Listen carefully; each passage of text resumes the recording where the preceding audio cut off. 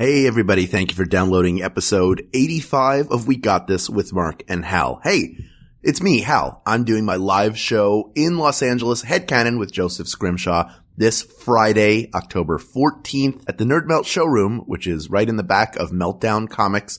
Tickets are still available. You can show up. They're only $10 at the door. We've got a great lineup of guests, including Todd Cooper, the Thrilling Adventure Hour, Curtinier, Solomon Giorgio, and Josh Kagan. It's going to be a great time, so come see us. Also, if you're enjoying the show, please leave us a review and rating on iTunes. We really appreciate it. And now, without any further ado, here's episode 85 of We Got This with Mark and Hal. Hello, I'm Hal Lublin. And I'm Mark Gagliardi. Since the dawn of humanity, one issue has gone unsettled. With the fate of the world in the balance, we're here to settle, once and for all, best sense. That's right. Don't worry, everyone.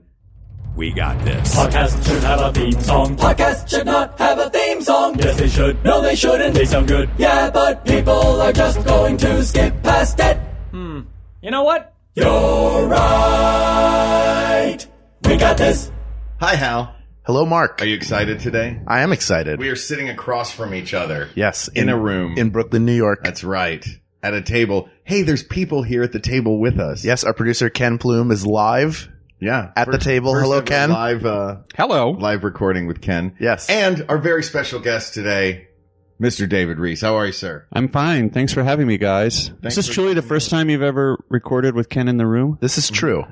Wow. All right. I feel like I'm part of a historical moment here. It is. All right. You're right. This is podcast history being made right now by the four of us, not just the three of us. And First time I've ever been a part of history.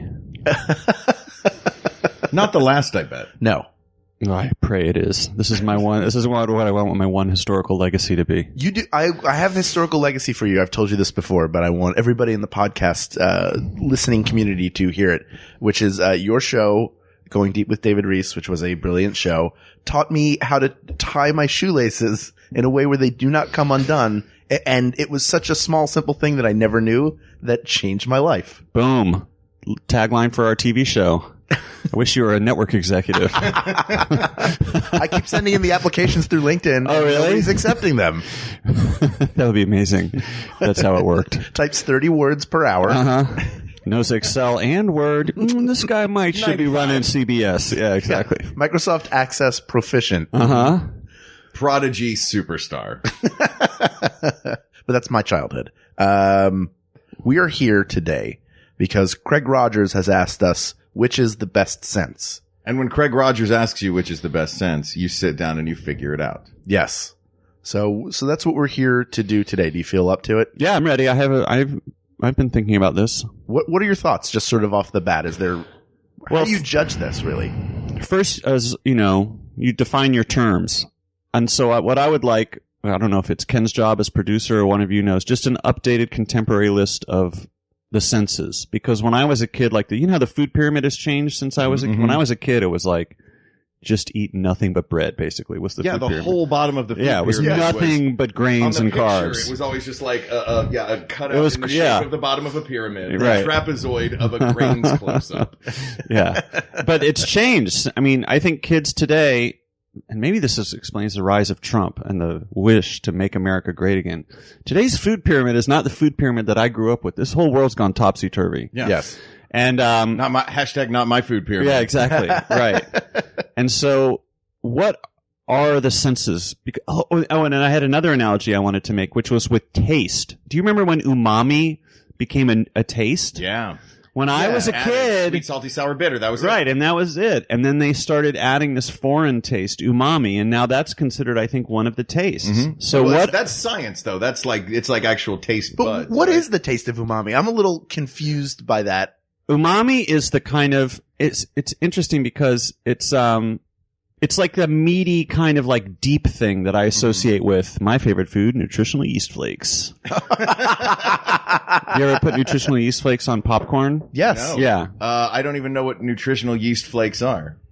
Really? Yeah. They're like you get them at Whole Foods. It's or a vegan. Oh, it's a that's vegan why I cheese. don't know what they it's are. a vegan cheese substitute. Are you vegetarian or vegan? No, but I've gone through eras of being vegetarian and vegan, and so that's when I was introduced to nutritional yeast flakes. Street name for it includes Nooch and NYF, NYF, nutritional yeast flakes. So it's like a flaky yellow. You know what? Actually, imagine Donald Trump's dandruff. Kind of an orangey, yellowy, flaky stuff, and then they sell it by the pound. Sure. And so a lot of times if you're lactose intolerant or you don't want to eat dairy for other reasons, you use it as like a Parmesan cheese substitute. You're never going to think you're eating Parmesan cheese, but it gives you kind of that, I don't know how to describe it. umami. It gives you the texture, a little bit of that richness. Yeah, right. It fills out the flavor. Yeah. If you put enough of it on popcorn, it feels like you're just eating hamburger meat. It's the best. So definitely. I feel that way about MSG. MSG Yeah, is right. described to me as like pure umami.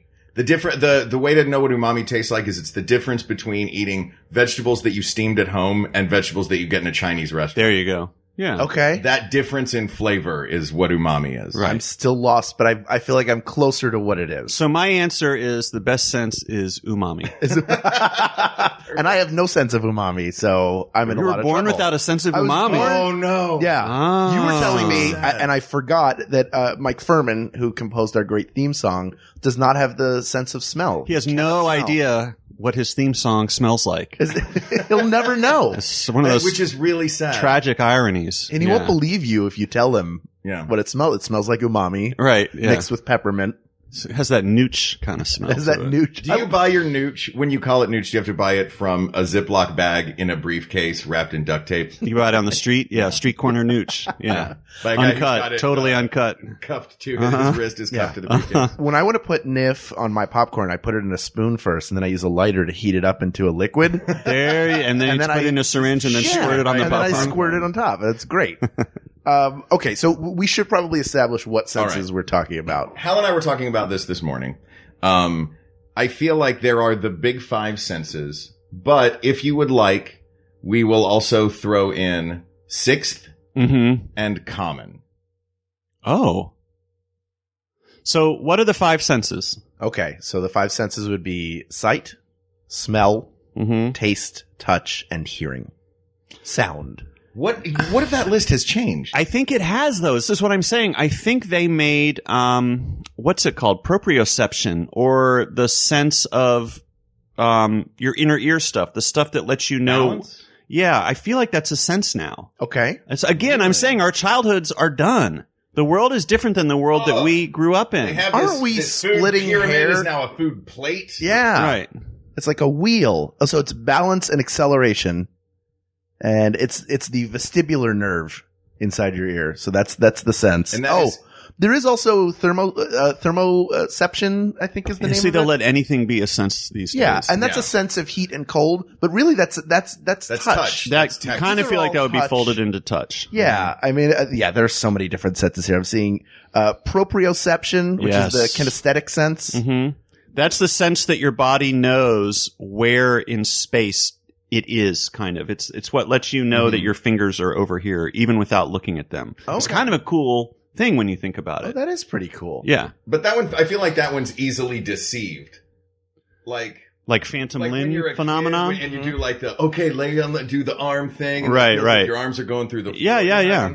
Yeah, That sense, these senses all seem like, But all like se- various colors that all use the red, yellow, and blue. can't you fool every sense though? Is there a sense that cannot be fooled?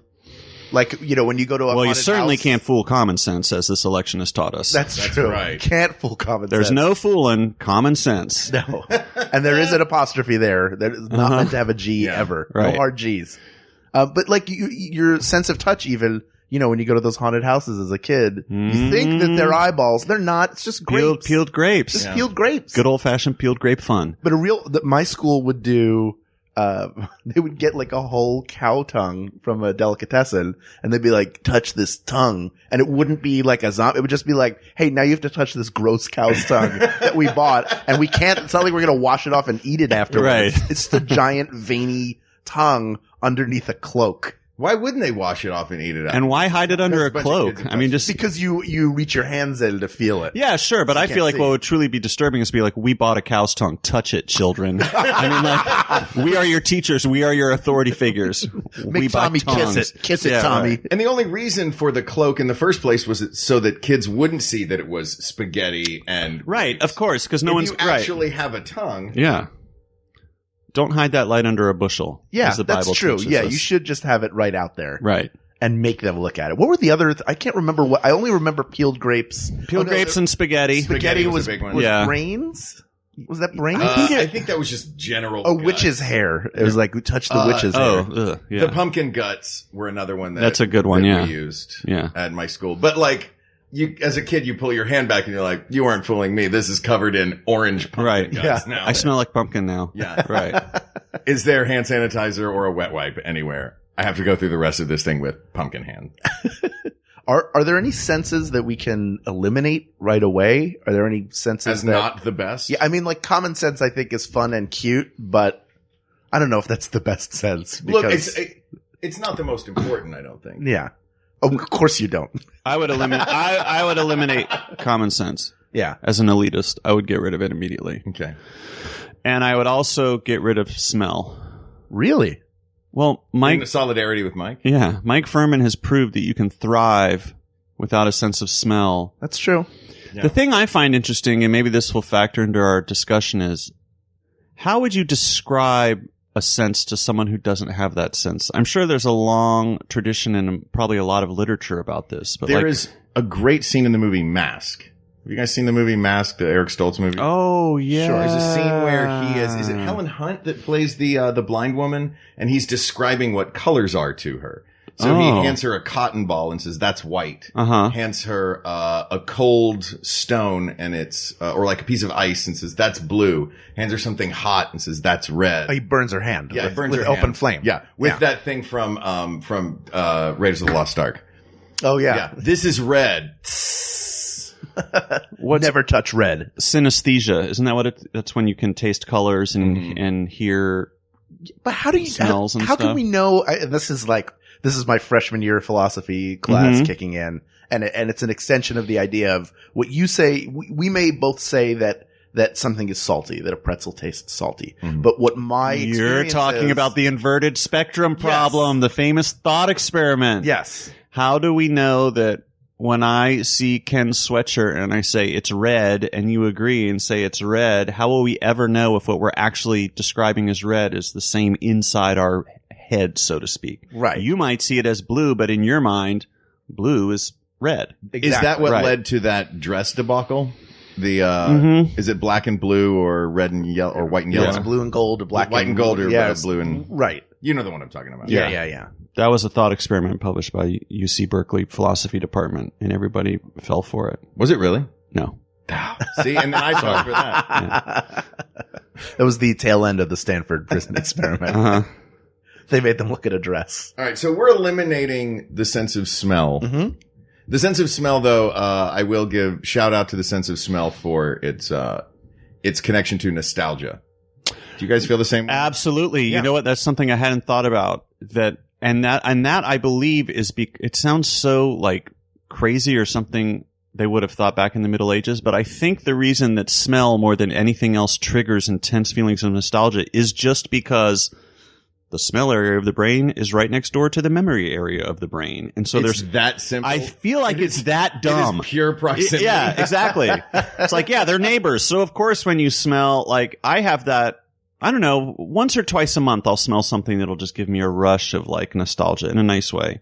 So that is true. I second your shout out to smell before we Yeah. I also throw think it into that the ocean. it aside from it just being next door to where the memory is, in order to smell something, you have to be there. You know what I mean? Yeah, because can't, it like, literally you can't- gets inside your nose. Yeah. That's what smell is. So the nostalgia is going to be more intense if I'm remembering a movie that I saw when I was a kid, I'm not going Right. to remember it as well as a house I visited as a kid. Could Yeah, you say that's the true. same for taste though? That requires I you have to tasted a ingest house as a something? kid that I still remember. You still remember the taste of Yeah. that front door, yeah, and the right rug. before that witch tried to throw me in that cauldron, but the house was delicious. The difference when it comes to these memory things is the taste is usually tasting something is usually the result of a deliberate action on your part where you have put something in your mouth. Smell, you just walk down the street. You don't know what you're going to smell. You have no control over it. It's just creeping up in your nostrils. It's passive. And that's what can make the nostalgia so unexpected and so emotionally powerful. Mm-hmm. It's like you're just walking down the street minding your own business, and then all of a sudden you're taken back to whatever. Like my preschool, the preschool that I went to when I was a kid had a very distinct kind of musty, bready kind of smell that doesn't sound great on paper, but whenever I smell that smell, it's just like, oh my gosh, like. Is it like, have you been back there or you've smelled it other places? Well, I worked there in high school. I went back and worked there, and it still smelled the same. And then over the decades since then, I smell the same smell every once in a while. It's probably a mixture of like cheap bread, bleach, poopy diapers, the woods, because it was right next to the woods, and then just like old church function rooms. That bleach smell for me, for some reason, always takes me back to somewhere. Swimming pool as a kid, because the chlorine just smells the same. Like the school cafeteria. This was back in the day when nobody used the organic fancy stuff. Right. They just used Children were encouraged to food period play with had grains on the bottom. Yeah, totally. It's when bleach was real bleach. There is like there is something to that sense memory of smell, even if a smell is bad. It's like when I smell the Jersey Shore, which has a distinct, strong, and not necessarily pleasant odor, it reminds me of going there as a kid. So when I get that sort of diseased ocean smell, it makes me think of childhood. And I think you could furthermore probably blindfold someone and put them, like, we know what a library smells like, even if it doesn't look like a conventional library. You know that Another book great smell, yeah. Another you know great what a hospital smells like. Yeah. It's that unpleasant and Horrible smell. Horrible smell. We all know what our classrooms smelled like, what our homes smelled like. Yep. Probably if we went to a friend's home a lot, like, you know that smell, and you could walk into a house and know if they have a cat or a dog, generally by the smell. Now I don't want to get rid of smell. It's hard to get rid of. We don't have to eliminate them right off the bat. We can figure out which ones we want to keep around. All right, keep it for now, if that's all right. Can we transition into sound? Because I will say maybe the strongest connection I have is if I hear the Mr. Rogers Neighborhood theme song, it makes me hungry because it came on right before dinner. So as a kid, when Mr. Rogers was on and I watched as a really small child, I knew that Classic operant conditioning at work. Exactly. But it's the sound triggers the memory of the smell, which makes me think it's almost dinner time because it's the smell of my mother's cooking. Oh. So it all starts back a domino to effect, but I have to hear it first. That's the trigger. If I smell food being cooked that's similar to what my mother cooked, I'll go, oh, that kind of smells like it. But it's tied in by the sound. The sound's very important. Mm-hmm. What kind of food was your mom cooking? She made a roast beef stew. She made fish sticks, chicken. It was or we would have like Chinese food from Lychee Garden. Shout out to that now closed restaurant in Northeast Philadelphia who can no longer get anybody's business.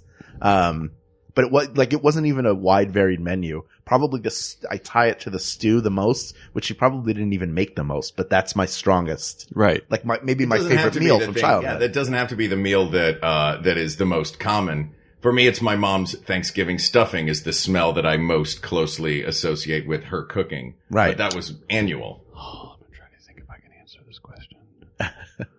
I'll give you another in the meantime. Okay. Yeah. When I was in high school, if I was stressed out, I would turn to one of two things. One would be turning on Temple University's jazz radio station because just listening to it was relaxing. Yeah. I was a very snifter of brandy. I did not date. I did listen to jazz. And the other was putting on The Joy of Painting with Bob Ross. His voice calms me down. I fall asleep to that frequently. Yeah. That is my, if I need to when I was doing those audiobooks, this zombie series of audiobooks, it was super intense. That's how I would calm down at the end. Watch Bob Ross. As I would watch Bob Ross, I'm like, oh, yeah, everything is good in the world. people don't have to worry about people problems. Let's just look at the mountains, and there may be a cabin there, but usually it's just the land. Yeah. Oh, I love Bob Ross. Yeah. He's just calming. And that's the music comes on that do, do, do, do, do, do, Yeah. do. I mean, it sounds like a waiting room. He's calming you down. And he's an interesting guy because he was, I think, either a sergeant or a He was captain, he was in the military. and he yelled at people for years and years. So when he left the military, he said, I'm never going to yell again. Yep. Very intriguing person. Yeah. Keep him on the list too. Great. One of the best senses. Sense of Ross. Sense of Ross. Which involves feeding squirrels that come into your yard. Yeah, little baby squirrel. Yeah, he would cut to clips of him feeding baby squirrels. Yeah. He had them in the studio sometimes. And they would sit in his like breast pocket bed. Looky here at this little squirrel. We found him in the backyard. Shh, look at him. I'm gonna feed him with this dropper. Okay, I'm gonna hand him and then I don't know where if he put him in like a pen with other squirrels that were just trying to break out. Yeah. The squirrels had to be captured. He took him and he was like, all right, we're going to take that. Did that little thing that he always did with his brushes. Clean that squirrel. Look at that. Just beat the devil out of him. Just beat the devil out of him. Oh, that's my favorite part. He did a lot of service to the possessed squirrel community. It's not talked about among its many charitable endeavors. All right, let's move on to, are we moving on to, sound? I mean, do you feel like kept sound? coming back to, The sense of hearing? Yeah. That's on my short list. yeah. I think that's really important to me. I think, because one way to think about it is obviously like if you had to get rid of all the senses, which is the one you would keep. Right.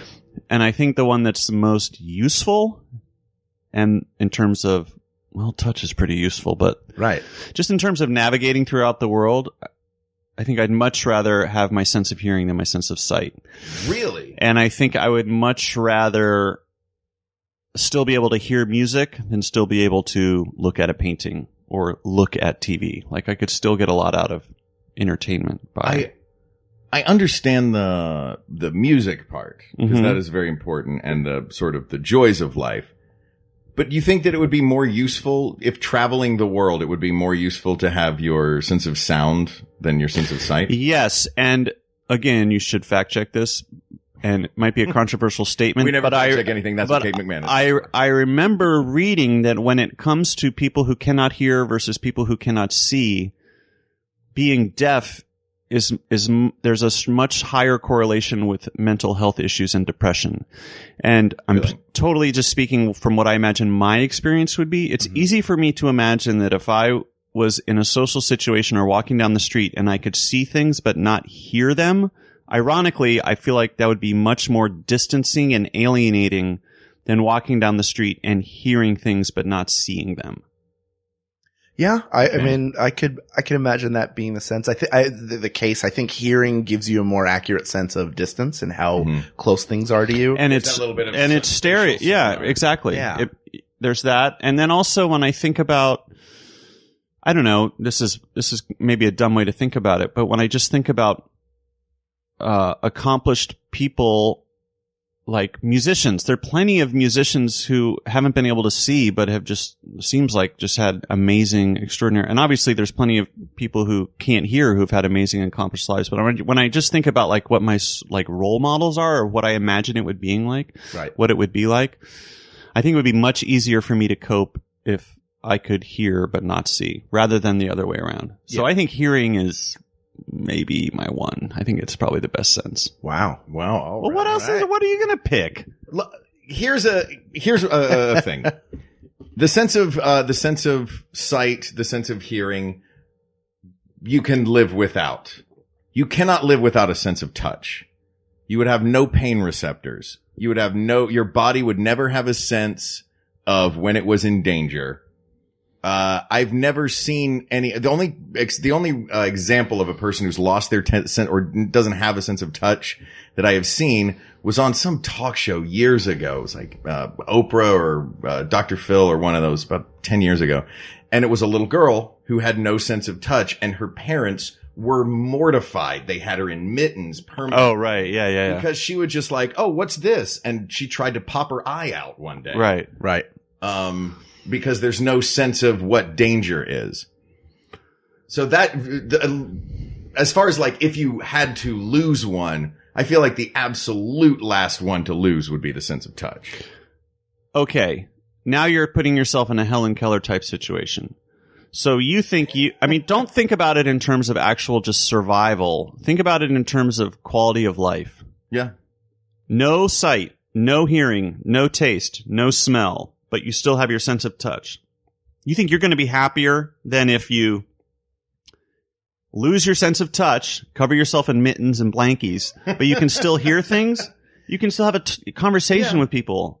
You know what I mean? Right. That's a very good point. Yeah, I mean, there are tons of people who are way more, I mean, like deaf people are super functional and can operate every day, day to day, no problem. Blind people, the same. I mean, there are accommodations that can be made to help them overcome what might be a challenge otherwise. And they're perfectly capable and have other heightened senses, not even Daredevil style, but in actuality, their other senses are making up for it. If you What's the deal with Daredevil? I'm sorry. Is he blind? Daredevil is blind, Okay. but he has sonar. So essentially through Got it. like a bat, he can see everything. Got it. Okay. I didn't mean to interrupt. I'm sorry. No. I'm always happy to talk about Daredevil. Okay. Available now on Netflix, seasons 1 and 2. They're not paying us. Okay. I just want people to see it.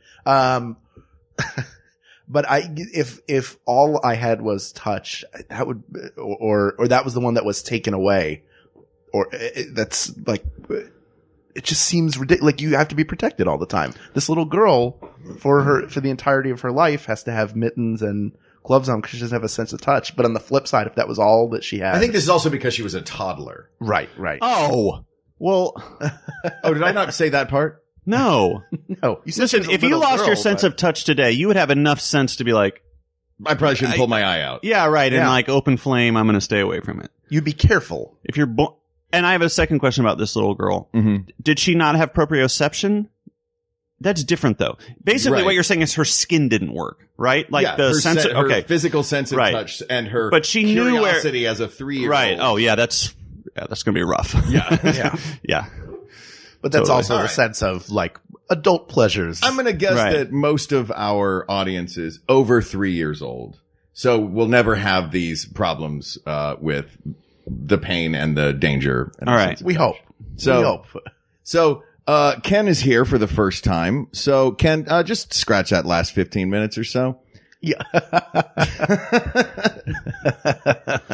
Ken's Recording. Oh, we haven't been recording this whole time. This is a good dry run. I feel like I know what I'm going to say now. Okay, So we can fantastic. start recording whenever you want. and action. Hey, everybody. We're here right now. I want to talk about the sense of sight Okay.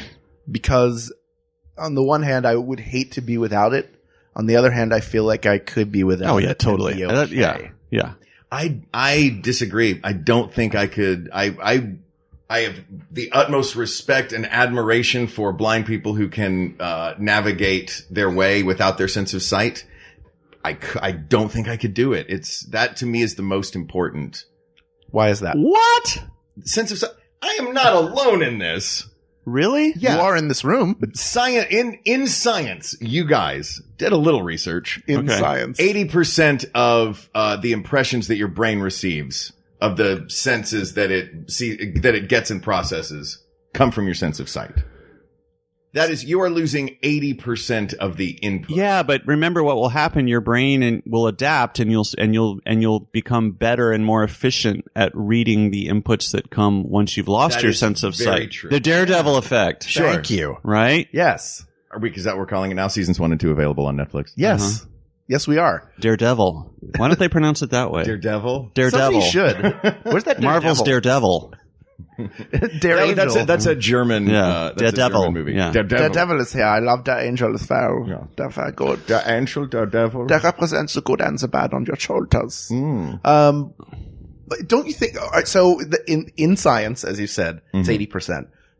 Does that same study say if somebody is seeing impaired or sight impaired or totally blind, where that 80% goes? Does it just like now I'm only getting 20% of the input somebody else would get, or have I figured out? Like I right now I can see around this room. I can see a counter. I can see chairs.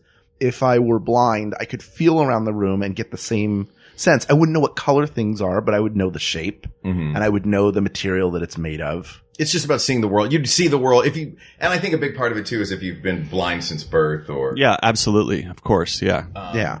I feel bad because what started as what is the best sense has become an episode of which is it worse to be, blind or deaf? Well, I think people have a lot of anxiety about their senses. Yeah. You know, because it is kind of, well, for some senses, it's easy to imagine what it would be like to lose it. And for other ones, I think it's harder. It's hard for me to imagine what it would be like to not have a sense of touch, obviously. Mm-hmm. I mean, I guess I could just wrap myself up in mittens and then I would know. Sure.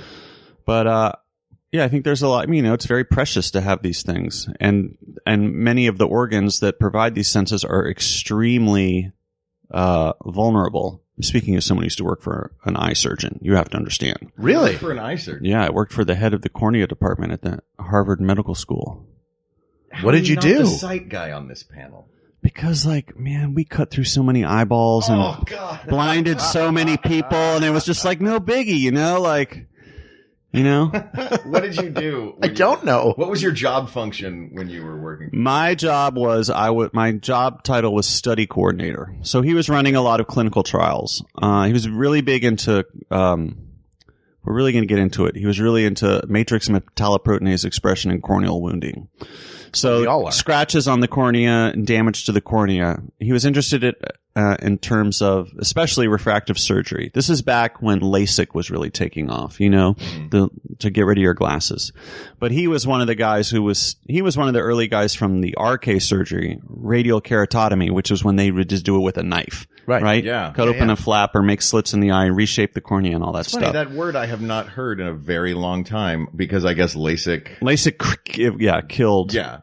Killed PRK, killed photorefractive keratectomy, radial keratotomy. I might be misremembering these terms. This was a long time ago. That's okay. To me right now, most of that just sounds like the Major General song, Pirates of Penzance. Yeah, so it was a lot of, but he also had just a cataract surgery practice. And so I would order, schedule surgeries, order corneal tissue from the recently deceased from a tissue bank, help brush up the language on the articles that his international research fellows were writing for like medical journals.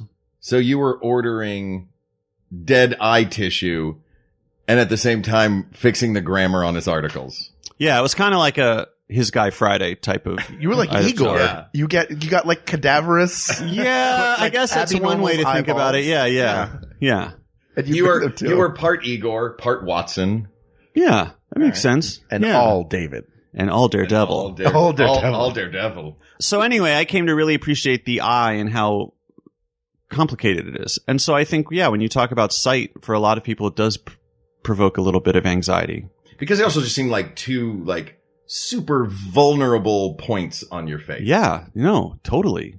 You have to close them to sneeze. That is. Yeah.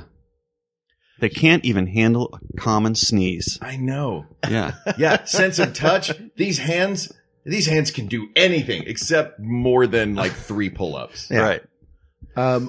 Well, I think, I just want to point out in the media, in film and television, whenever somebody or oftentimes if there's a blind character or a deaf character, they're there to teach us that it's not so bad being deaf or being blind. And essentially, this whole episode is 3 guys mansplaining senses to people who may be sense deprived. So I want everybody. But I don't think there are a lot of deaf people that know our show. Well, everybody take a second, even the deaf people who are listening. I know you're out there. I know you can hear.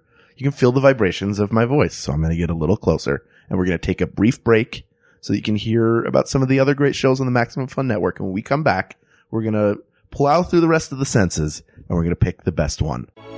Are you easily confused by terms like cultural appropriation, cisgender, and woke? Or maybe you find yourself constantly explaining terms like these and you need a place to vent.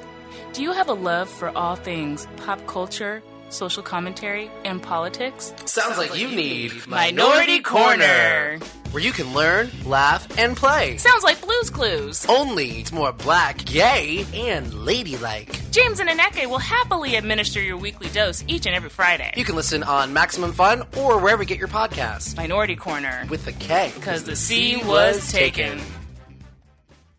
Hi, I'm comedian Emily Heller. And I'm cartoonist Lisa Hannawalt. And we're the hosts of Baby Geniuses. Do you want to learn weird new facts? Do you like hearing successful, creative women talk about their poop? Do you want the scoop on Martha Stewart's pony?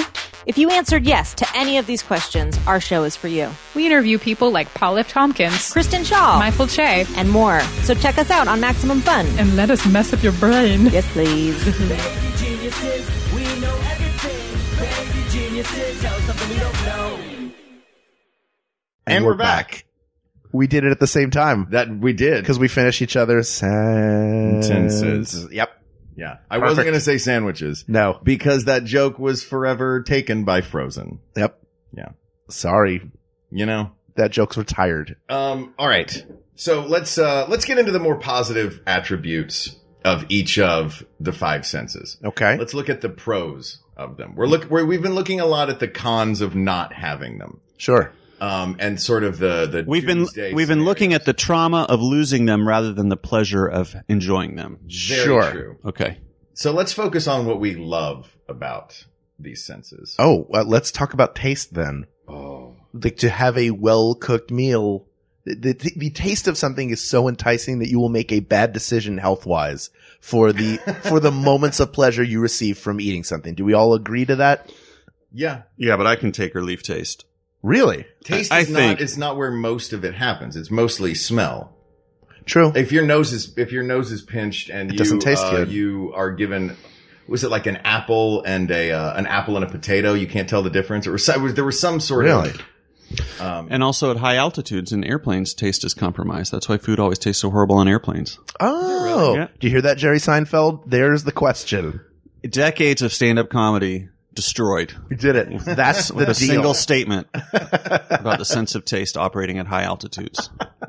I do remember the first time I visited my future in-laws at the time. I got really, really sick. I had like a flu or something, and my nose was so stuffed I couldn't taste anything. So we had lasagna, which my wife makes fantastic lasagna, which she learned from her mother. Her mother made lasagna and had mistakenly put spearmint in it. Instead of Italian seasoning, she'd reached for the wrong thing, and I couldn't taste it. So I was just going, "This is great. This is really great. This tastes." She thought you were exactly like you were patronizing her. She was mortified. She remains mortified about it to this day. I'm here to say, Janet, you are a world-class chef, cook. A Southern mother screwing up a dish that badly of course. is a lifetime of shame. Yes, but I couldn't tell the difference because of my nose. I also couldn't taste the really great steaks that my brother-in-law made that I knew were really good. In peppermint. They were peppermint steaks with Yif all over them, or Nif. It had Nif all over it. Yeah. Nif. They were great. I got some street grade Nif. What else do you put Nif on? Other than popcorn? Other than popcorn. Just what do you got, man? I put it on everything. Put it on I put it on salads all the time. I gotta go get put it on some of this rice stuff. and That means I have beans. to go to Whole Foods. No, you can get it at any kind of like vaguely hippie grocery store. I'm sorry, I didn't mean to jump back 30 minutes. You're in Brooklyn. Just say I need some Nif, and like 12 hands will reach out with a giant sack of it for you. Most of the ice cream trucks sell it out of the back. You just have to order off menu. That special bike messenger service where old ladies delivered in backpacks so they're not suspicious. Now, would you keep the sense of taste over the sense of like food texture and food temperature? I would, because there are foods I don't eat just because of the texture that I probably would eat otherwise. Whoa, really? There's foods you like the taste of, but not the texture of? I might like the taste of it if the texture didn't turn me off so much. Like mushrooms, I kind of don't like the taste. The texture bothers me. Wow. Especially when they're they just, my experience with them as a kid was that they were slimy and gross. Right. Do you not like eating raw chicken? No, I love raw chicken. Well, then you should like mushrooms. The same thing. But that I just gnaw Mushrooms on. are known as the raw chicken of the earth. Really? Well, now I have to revisit them. Yeah, totally. But can I just sit there and chew on it like I do, like gnaw on it like I do with the raw chicken? You should treat a mushroom exactly the same way you treat a piece of raw chicken. That's a good lesson for all the kids out there. Treat every mushroom as you would raw chicken. Exactly. So really wash your hands well if you touch a mushroom. Yeah. Before and after. Yeah. And pick all the feathers off. But that's one that I didn't like onions for. I like onions cooked, but not raw. Because for some reason, I had some raw onions on a sandwich yesterday afternoon, and it took me about 12 hours to get over it. Get right. I can't do raw onions. It's such a powerful experience. It's like garlic. It gets in your skin. Yeah. All over. Do you like dries you out? It's amazing. But raw celery is somewhat similar. It's not as slimy. It's a drier, but it's got that really strong crunch. You don't like raw celery? What? I'm okay with it, but I feel like when most people eat raw celery, they're putting something on it. Like I'm filling it with peanut butter. Mhm. I'm putting a bunch of salt on it Right. to offset everything else about it. My girlfriend and I were recently trying to come up with what fruit or vegetable we were most like, and we decided that I am celery. Why is that? Is it because you're tall? I think it's because I'm tall and kind of narrow and kind of fibrous and acerbic and like not a lot of fun, and like people associate with me out of a sense of duty and like obligation rather than like, you know what I mean? And kind of bitter. I think the bitterness is a big part of it. You're and your like, friend's diet friend? yeah, They kind have of. some David Rees. Well, it's like, well, we're going to have a great party. We'll invite all these fun people, and then we should probably also invite David. It's like when you have like, probably have a plate of celery out among all this brie and crackers and stuff, you know? And then it just goes untouched throughout the party. Oh, I'm so sorry. I'm glad we're going through the positive parts of all of these sentences. I know, I'm sorry. Sorry. Do you want to lay down on the couch and talk a little more about it? No, I like celery. What did Yeah. What is your girlfriend? What vegetable was she? Or fruit? I think we decided apple. Oh. Yeah. Crisp and refreshing? Crisp and refreshing. Yeah. Crisp and refreshing, little stem on top. Yeah. Sure. Delicious when covered in caramel. Yep. You know. Universally liked. Yeah. Yeah. Yeah. Has All never been to a American. doctor? Never been to a doctor. No. May or may not have worms living inside, but if they are, they're friendly. Yeah, exactly. And they have little glasses. Yeah. Razor blades hidden inside of her. Offered to teachers as a peace gift. Peace offering. Yeah, as a peace offering to teachers. Yeah, I don't want better taste. grades. I could lose taste, I think. I'm with you on taste, actually, Yeah. David. Really? Yeah. I kind of can't tell how I feel about food. Really? I disagree with. I'm 100% for food. You like eating food? I mean, I like it, and like I eat a lot of it. I'll do it when I'm bored for no other reason. Oh yeah, than- bored or sad. Two great reasons to eat. Yeah. Yep, or stressed. Or stressed is another great reason. Those are my three great bored, eating sad, moments. and stressed. Bored, sad, and stressed. My journey with food. Yeah. Available now in Bantam Books. Right. Yeah, just on my way over here, I never used to. Well, I always have said I don't have a sweet tooth, but I think I actually do have a sweet tooth. And on my way over here, I went to get a cup of coffee, and I was like, maybe I should get a almond croissant. I started eating so many almond croissants recently. Really? Almond, like crushed almonds on the outside? Yeah, or like and then the they have that almond paste in the middle. It's incredible. Yeah.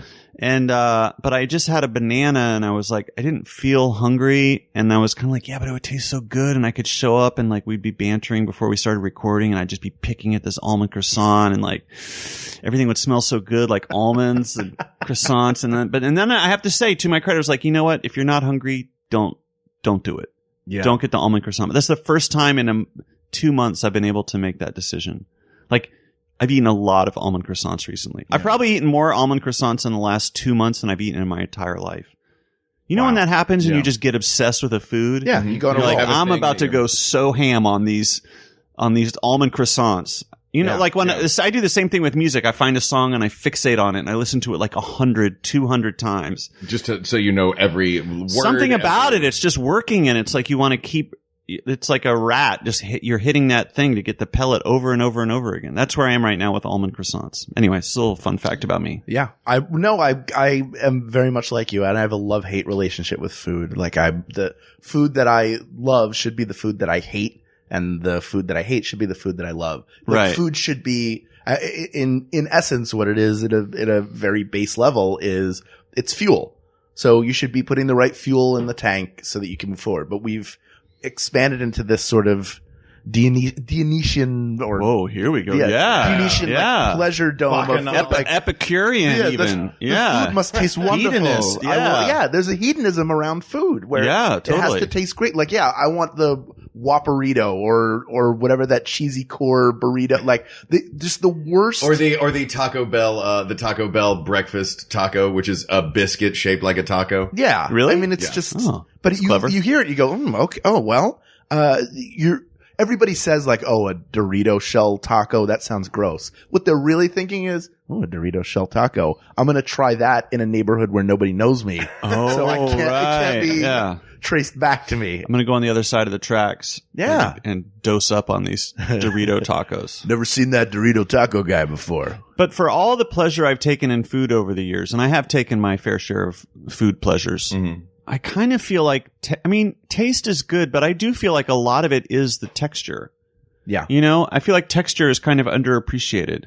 And food science, obviously, especially in the last, I guess, few decades, has become so professional. They talk about, what's it called? There's a great food industry term. Mouthfeel? Well, there's mouthfeel, but it's I think it's called the bliss point or the ecstasy point. There's some technical term which is like basically encapsulated in the modern Dorito. It is the perfect amount of crunchiness. It is the perfect amount of sweetness and saltiness. Right. I think they call it, and the reason I know about this is because they also talk about it in pop songs now, right? Where a pop song just has everything. It's just it's like chemical lizard brain, perfectly engineered and designed by real professionals to produce a feeling of absolute satisfaction and also simultaneously like craving for more.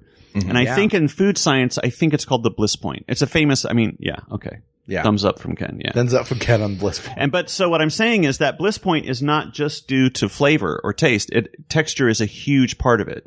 You know, like there's nothing to me more satisfying than 2 Pringle chips spooned together, you know. Sure. Like to where they could look like one from a distance. Yeah, exactly. No, I don't like that style. No. It's like 2 as 1. The beast with 2 backs, as Shakespeare put it, right? Yes. That is the perfect amount. What exactly are these Pringles doing? They're about to in my mouth. That's what they're doing. French onion dip. Okay. That's the perfect texture. Yeah. You know what I'm talking about? It's like, it's just crunchy enough, but it's just crispy enough. The individual Pringles are crispy enough. Right, but they don't have, it's not quite, so maybe actually it's a design flaw in Pringles, or maybe it's deliberate so that you get through a can twice as fast as you would otherwise. Right. Celery has the same kind of perfect texture, I think.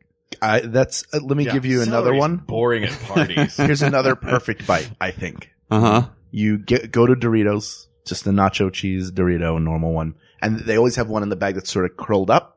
So it's forming like a cone. Uh-huh, right. And in that cone, you place 1 or 2 peanut M&Ms. Oh. Do it. Disgusting. Why? How could you? It's great. I do. Yeah, It's I do so love good. That. I mean, it's so good. My first reaction was, huh? But then I go, you know what? I've had like potato chip chocolate before. And Yeah. I didn't get this body by doing sit-ups. Follow me to the promised land. My attitude is always like, eat Doritos or eat M&Ms, but don't eat M&Ms inside Doritos. That's always been your philosophy? Yeah, ever since I was a kid. Yeah. Totally. Ever since you were back at that bread bleach school. Uh-huh. Right. You were led astray as a child, I think. You think? I think I don't so. like that. I don't like... It freaks me out when things get mixed up. What is the maximum level of odd taste pairing that you can tolerate? Whoa, that's a good question. Thank you. The maximum level of odd taste pairing I can tolerate. Well, I will tell you some of the food choices I've made in my life that other people have not understood. Okay. Number 1, in middle school, buying matzo bread and smearing mayonnaise on it and eating it. Okay. Number 2, in high school, putting mustard on pizza. Okay. Number 3, I think those are my 2 big ones. Those are good ones. Yeah. There's other stuff that sounds weird but makes sense, like peanut butter and chili is great because of the umami. Again, it gives you that meat. If you're not a meat eater, and chili before. Yeah, it gives it that deep, rich thing. You know, Absolutely. that's a good one. Yeah. Other odd flavors, I don't know. What kind of mustard were you putting? I'm sorry, I can only think about mustard. Right, that's fine. Now. Is it the French's like neon yellow mustard, or did it have to be like a Gildan's brown mustard? Knowing my parents, it was probably Grey Poupon. Okay. Yeah. So you put a fancier. I'm sure the jar of mustard cost more than the pizza I was putting it on. Oh, you know what I mean? Yeah. Sure, of course. Those weird inversions where the condiment costs more than the meal to which it is applied. Yeah, it's the top shelf condiments. Uh-huh. Yeah, exactly. The ones that come like with a But it ribbon. might have been French's. I think we had both mustards in the house. We had like the fancy mustard, which is probably for the grown-ups, and then just like the garbage mustard for the kids, you know? You get the Heinz yellow. Right. Or your first mustard of the night is like the fancy mustard, and then as the night goes on, they start giving you the cheap mustard. You know how that, When I watch game. a football game, Sure. I'll have an IPA first and then it's PBR. Yeah, the rest right. of the Exactly. game. Totally. I think it was like that. I just like to point out that there are few culinary delights that seem like Tim Kaine, Mike Pence whiter than a matzo cracker with mayonnaise on it. Yeah. Well, yeah. I think maybe at the time growing up, matzo bread was maybe the most ethnic food I'd ever had. And so maybe I wanted to familiarize it by putting mayonnaise on it or something. Oh, okay. Sure. But again, I love crunchy, salty things. And it's hard to get much crunchier and crispier than matzo bread. It's pretty crispy. It dries out your mouth within the first bite. Yeah, or like matter that what you put on Weetabix it. toast bread stuff. I love that stuff too. Yeah. Yeah. All right.